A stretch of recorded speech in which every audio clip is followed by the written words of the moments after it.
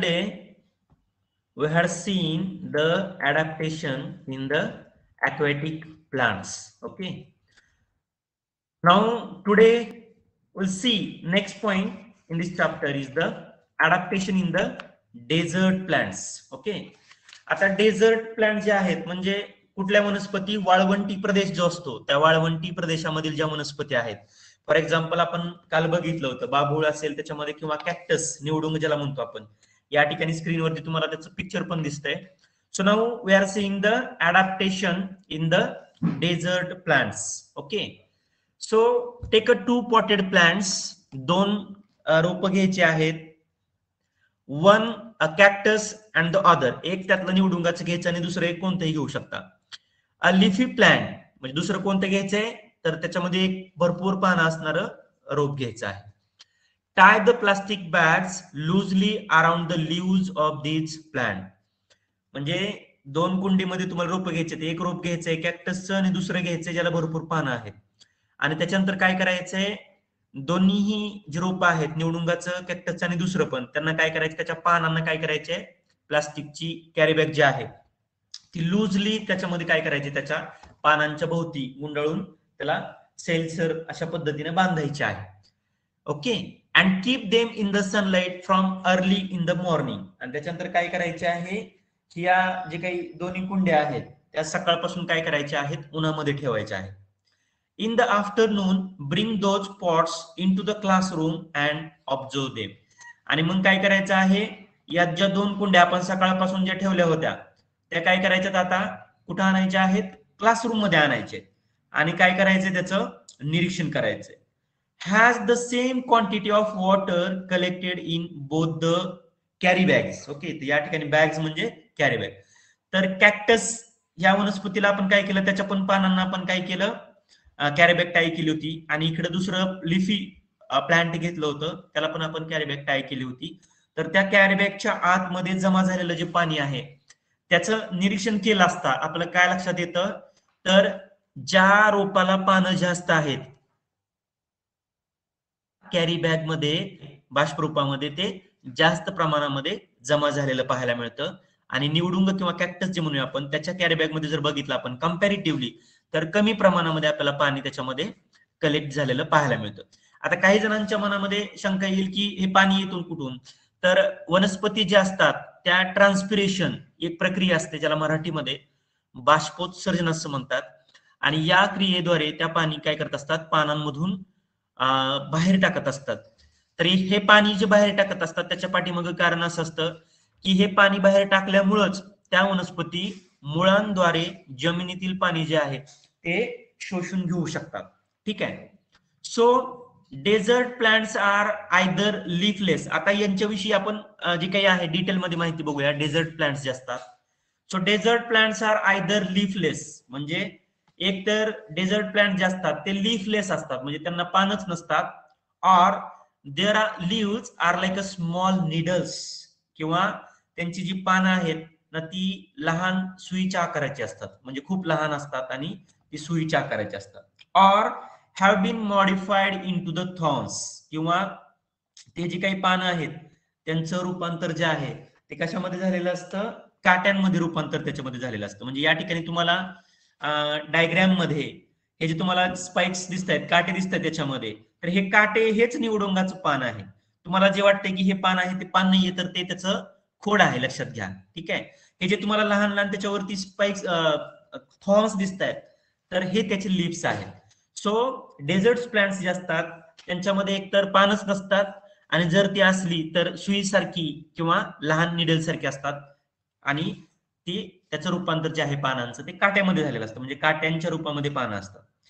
As a result they lose very little water bye evaporation. म्हणजे आपण आता जो वरती प्रयोग बघितला तर त्याच्यामध्ये कॅक्टस जे आहे त्या कॅक्टस मध्ये कमी प्रमाणामध्ये पाणी जमा झालंय. तर याच्या पाठीमागं कारण काय आहे तर यांची पानं जी आहे ती सुईच्या आकाराची लहान असल्यामुळं त्या पानांमधून अतिशय कमी प्रमाणामध्ये पाणी बाष्प रूपामध्ये बाहेर टाकलं जातं. त्यामुळं ही जी रोपं असतात कॅक्टस वगैरे किंवा डेझर्ट प्लांट जे असतात ते काय करतात अतिशय कमी प्रमाणामध्ये पाणी बाहेर टाकतात. The stem stores the water. Okay. आता या डेझर्ट्स प्लांट मध्ये काय असतं, त्यांचं जे खोड आहे त्या डेझर्ट्स प्लांटचं ते काय करतं, पाणी साठवून ठेवतं. The stems of the desert plant stores the water and food. अन्न पण साठवून ठेवतं आणि त्याचबरोबर काय करतं, ते पाणी पण साठवून ठेवतं. त्यामुळे अशा डेझर्ट प्लांट जे आहेत त्यांचे जे काही स्टेम असतात ते कसे असतात, फ्लेशी असतात. फ्लेशी याचा अर्थ महसूल असतात. आपण जर निवडुंगाचं रूप बघितलं तर ते आपल्याला या पद्धतीनं फ्लेशी जाणवतं, कारण काय तर त्याच्यामध्ये वॉटर आणि त्यांनी तयार केलेलं फूड त्याच्यामध्ये साठवून ठेवलेलं असतं. The stems are green. Okay, त्यांचे जे खोड असतं ते ग्रीन असतं.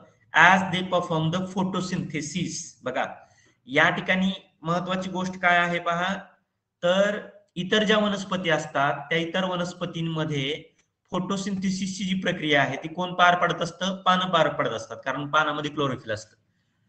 पण या ठिकाणी यांची पानं खूप लहान निडल शेप किंवा थॉर्न सारखी असल्यामुळं खोड जे आहे ते खोड काय असतं, ग्रीन रंगाचं असतं आणि फोटोसिंथेसिसची जी प्रक्रिया आहे ती कोण पार पाडतं, स्टेम पार पाडतं. In the absence of the leaves. म्हणजे ज्या सॉरी ज्या कॅक्टस सॉरी ज्या डेझर्ट प्लांट मध्ये लिव्स नसतातच आहे, तर त्याच्यामध्ये काय करतात, हे जे स्टेम्स आहेत ते काय करतात, फोटोसिंथेसिस जे आहे ती प्रक्रिया पार पाडतात. Their roots penetrate deep into the soil. Desert plant जे आहेत तर त्या डेझर्ट प्लांटचे जे काही मुळं आहेत, ती मुळं जे आहेत ना ती काय होतात, खोलवर जातात. डीप, पेनिट्रेट डीप म्हणजे खोलवर रुजतात, खोलवर जातात. And some root spread away into the soil in the search of the water. आणि काही त्याच्यातले जे काही रूट जे असतील ते काय होतात, स्प्रेड होतात खाली मातीमध्ये. कशामुळं, तर पाण्याच्या शोधामध्ये ते काय होत राहतात, स्प्रेड होतात. There is a thick layer of waxy substance on the stems of these plants. जसं आपण काल जे बघितलं होतं अडॅप्टेशन इन aquatic प्लांट मध्ये, तर त्या aquatic प्लांटची जी काही लिव्स किंवा स्टेम असतं त्याच्यावरती वॅक्सी लेअर असतो. तर या ठिकाणी डेझर्ट्स प्लांट जे आहेत तर त्या डेझर्ट्स प्लांट मध्ये त्यांचं जे स्टेम्स आहे त्या स्टेम वरती काय असतो, वॅक्सी लेअर असतो. ठीक आहे, तर याच्या पाठीमागे कारण काय आहे, तर डेझर्ट मध्ये पाणी खूप कमी प्रमाणामध्ये असतं आणि मग ते पाणी लॉस होऊ नये त्याच्यामधून खोडातून, त्याच्यामुळे त्याच्यावरती वॅक्सी लेअर असतो. So they can store the more water or prevent the loss of the water in the form of the evaporation. Okay, so this is about the adaptation in case of the deserts plant. Now next point is the adaptation in the plants of the snowy region. आता snowy region याचा अर्थ काय आहे, बर्फाळ प्रदेश जो आहे किंवा हिम प्रदेश जो आहे, त्या हिम प्रदेशामध्ये असणाऱ्या ज्या वनस्पती आहेत तर त्या कशा पद्धतीने अडॅप्ट झालेल्या असतात तर ते आपल्याला याच्यामध्ये बघायचं आहे. आता या ठिकाणी डायग्राम जी दिसते तुम्हाला ती कशाची आहे, पिक्चर कशाचा आहे, देवदार ट्री आहे, देवदार वनस्पती जी आहे त्याच्यामध्ये. तर ती या ठिकाणी तुम्हाला दाखवलेली आहे, देवदार नावाची वनस्पती या ठिकाणी आहे. ओके, तर याच्यामध्ये ज्या वनस्पती असतात हिम प्रदेशामध्ये आढळणाऱ्या तर त्याचे दोन एक्झाम्पल्स आहेत, देवदार आणि पाईन. ठीक आहे, पाईन आणि देवदार या वनस्पती स्नोवी रिजन्स जे आहेत त्याच्यामध्ये आढळतात. Plants of the snowy regions mainly include the conifer वनस्पती like deodar and the pine. म्हणजे देवदार आणि पाईन या ज्या वनस्पती आहेत त्या स्नोवी रिजन ज्या आहेत त्या स्नोवी रिजन मध्ये आपल्याला पाहायला मिळतात. आणि स्नोवी रिजन्स मध्ये आढळणाऱ्या ज्या वनस्पती आहेत त्याला आपण काय म्हणतो, सूचीपर्णी वनस्पती म्हणतो. These trees are conical in the shape. आता या ज्या वनस्पती असतात ना तर या काय असतात, कोनिकल असतात. ठीक आहे, या ज्या वनस्पती असतात त्या कशा पद्धतीने असतात, त्याच्यामध्ये कोनिकल असतात, म्हणजे शंकूसारखा त्यांचा आकार असतो, कोन शेप असतात त्या. These trees are conical in the shape due to their sloping branches. तर त्यांच्या ज्या फांद्या असतात त्या फांद्यांची रचना जी आहे या आकृतीमध्ये दाखवल्याप्रमाणे उतरते असते.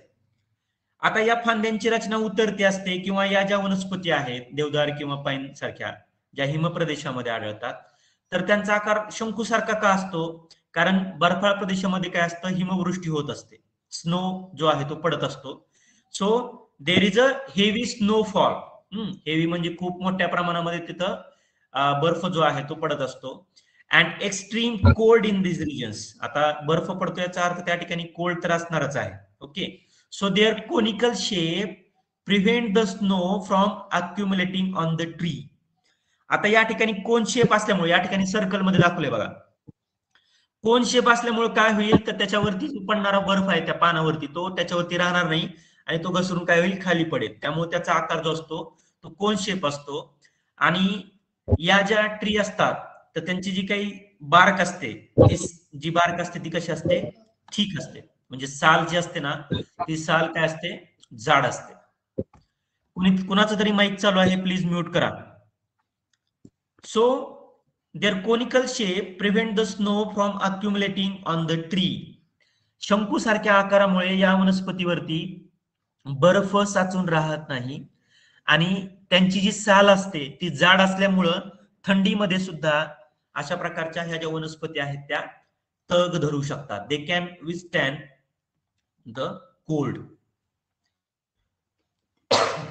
ओके, तर काय करू शकतात त्या, थंडी जी आहे ती थंडी त्यांना सहन होते म्हणूया आपण, किंवा त्याच्यामध्ये त्या तग धरून राहू शकतात. So these are the adaptations shown by the snowy region plant. So याच्यामध्ये जर आपल्याला फक्त पॉइंट मध्ये लक्षात ठेवायचं झालं तर महत्वाचं काय आहे तर the trees are conical in shape. म्हणजे त्याचा अडॅप्ट कशा झाल्यात, त्यांनी वनस्पती ज्या आहेत त्या कशा पद्धतीने अडॅप्ट झालेल्या आहेत तर त्यांचा शेप जो आहे वनस्पतींचा तो कसा असतो, कोनिकल असतो. ठीक आहे. आणि त्याच्यानंतर त्यांची जी बार्क असते ती कशा पद्धतीने असते, जाड असते. शेप कोनिकल असल्यामुळं बर्फ त्याच्यावरती साचून राहत नाही आणि साल जी आहे ती थिक असल्यामुळं त्या थंडीमध्ये सुद्धा तग धरू शकतात. So the next point now is the adaptation in the plants of the forest region. ठीक आहे. आता पुढचा मुद्दा आहे जंगल प्रदेशामध्ये आढळणाऱ्या ज्या वनस्पती आहेत त्यांच्यामधील अनुकूलन. ठीक आहे. या ठिकाणी एक पिक्चर दिलंय आणि या ठिकाणी बऱ्याचशा वनस्पती आपल्याला पाहायला मिळत आहेत. आणि या ठिकाणी एक उंच ट्री पण आहे आणि या ट्रीवरती, या ट्रीच्या स्टेम वरती आपल्याला वेल जो आहे तो चढलेला दिसतो त्याच्यावरती. ठीक आहे. तर यांच्यामध्ये अडॅप्टेशन कशा पद्धतीने असतं तर ते आपण आता बघूयात. Okay, adaptation in the plant of the forest regions. A variety of the plants like trees, shrubs and herbs are found in the forest. जर जंगलामध्ये आपण जर गेलो तर जंगल जे असतं त्या जंगलामध्ये वेगवेगळ्या प्रकारचे वृक्ष असतात, झुडपं असतात, रोपटी असतात. म्हणजे त्याच्यामध्ये आपल्याला व्हरायटी पाहायला मिळते. These plants compete amongst themselves for the sunlight. आणि ज्या पद्धतीनं विद्यार्थ्यांमध्ये चांगले मार्क घेण्यासाठी स्पर्धा असते किंवा नॉलेज घेण्यासाठी स्पर्धा असते, अगदी त्या पद्धतीनं या ज्या वनस्पती असतात जंगल प्रदेशामधल्या तर त्यांच्यामध्ये एकमेकांची स्पर्धा कशासाठी असते, सूर्यप्रकाश मिळवण्यासाठी स्पर्धा असते त्यांच्यामध्ये. Okay, so they compete with each other for obtaining the sunlight. सूर्यप्रकाश मिळवण्यासाठी त्या एकमेकांची स्पर्धा करत असतात, कारण सूर्यप्रकाशाशिवाय त्या प्रकाश संश्लेषण ही क्रिया करू शकत नाहीत आणि त्याच्याशिवाय त्यांच्या शरीरामध्ये अन्न तयार होऊ शकत नाही, म्हणजे त्यांना आवश्यक असणारं अन्न तयार होऊ शकत नाही. So they compete for the sunlight. Hence trees grow tall. Okay, जर याच्यामध्ये तुम्हाला शास्त्रीय कारण विचारलं, why the plant in the forest grow tall or the trees in the forest regions are tall, तर याच्यामध्ये तुम्हाला आन्सर मध्ये काय लिहायचं आहे, the trees which are present in the forest region or the shrubs and the herbs, they compete with each other for the sunlight and that is why trees grow tall to get the sunlight. सूर्यप्रकाश मिळवण्यासाठी म्हणून या ठिकाणी असणाऱ्या वनस्पती ज्या आहेत त्या जास्त प्रमाणामध्ये उंच असतात. and climbers and vines grow to a great height with the support of the tree. आता या ज्या उंच वनस्पती असतात, ठीक आहे, तर या उंच वनस्पतींचा आधार घेऊन त्या उंच वनस्पतीवरती काय होत असतं, वेली ज्या आहेत त्या त्यांचा आधार घेऊन त्याच्यावरती वाढत असतात. म्हणजे वेली वगैरे ज्या आहेत त्या काय करतात, या वनस्पतींच्या उंच जे झाड आहेत त्याच्या खोडावरती त्या वाढतात आणि त्या त्यांच्या फांद्यावरती सुद्धा त्या पसरतात. So the spring like tendrils. जर तुम्ही एखादे वेलवर्गीय वनस्पती बघितली असेल, कारला आहे, भोपळा आहे, दोडका आहे, किंवा गणेश वेल आपला जो आहे, याचं जर निरीक्षण केलं असेल बघा, त्याचं स्प्रिंग सारखी तुम्हाला त्याच्यामध्ये टेंड्रिल्स असतात, त्याला तणाव असं म्हणतात, वेलींचे तणाव. टेंड्रिल्स याचा अर्थ काय आहे? वेलींचे तणाव. ठीक आहे. तर त्यांची रचना जी आहे, आपल्या बॉल पेन मध्ये स्प्रिंग असायच्या आधी पहा, आता त्याच्यामध्ये स्प्रिंग नाही आहेत शक्यतो. तर टेंड्रिल्स जे असतात ना, तर त्यांची रचना ही स्प्रिंग सारखी असते आणि त्याच्या मदतीने ते काय करत असतात? आधार मिळवत असतात. हे जे काही उंच झाड असतात त्याच्या खोडावरती त्या काय करतात? आधाराच्या मदतीनं टेंड्रिल्स जे आहेत त्याला अटॅच होतात. So spring like tendrils on the stems of some climbers is an example of the adaptation. तर हे काय आहे? अनुकूलनाचंच एक उदाहरण आहे, की यासारखे जे काही वेलवर्गीय वनस्पती आहेत ते मोठ्या वनस्पतींचा आधार घेऊन टेंड्रिल्सच्या मदतीने ज्या पद्धतीने ते वाढतात त्याच्यावरती, तर हे काय आहे? वेलींच्या खोडावरती असणारे हे जे तणाव आहेत म्हणजेच काय आहे? त्या खोडांचं अनुकूलन आहे.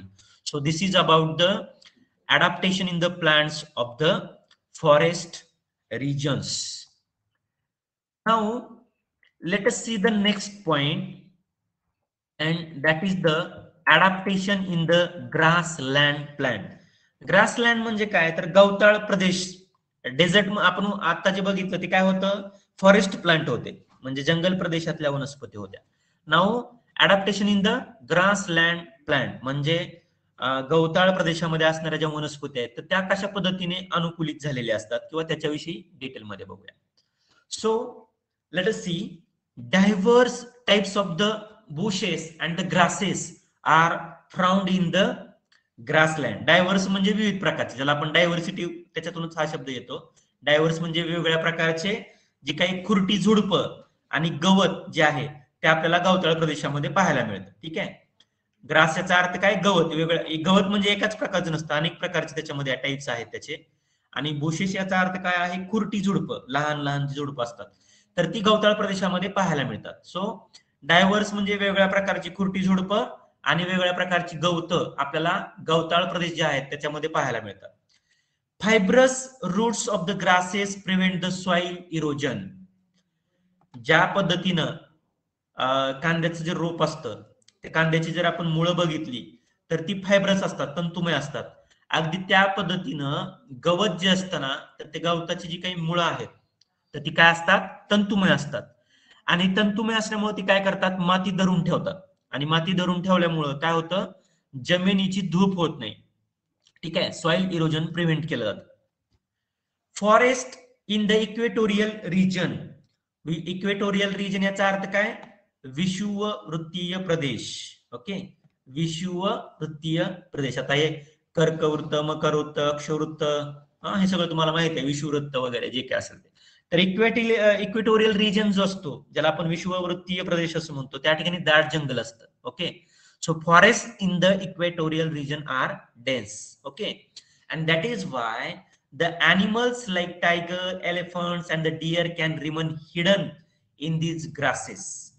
आता इक्वेटोरियल रिजन मध्ये असणारे जे काही गवताचे वेगवेगळे प्रकार त्या ठिकाणी जे आढळतात ना, तर त्या ठिकाणी असणारं जे गवत आहे ते कसं आहे?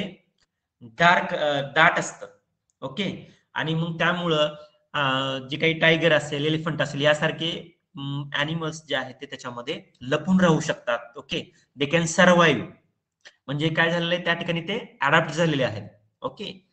हाऊएव्हर the grasses in the cold regions are very short. पण जर आपण कोल्ड रिजनचा जर विचार केला, थंड प्रदेश जो आहे, मात्र त्या ठिकाणी आढळणारे जे गवत असतं ना ते खुज असतं, म्हणजे त्याची उंची जी आहे ती काय असतं? त्या गवताची उंची कमी असते.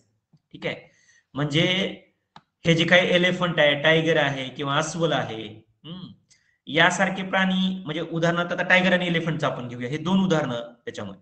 यासारखे प्राणी हे अशा कोल्ड रिजन मध्ये लपून राहू शकत नाहीत, ते लक्षात घ्या.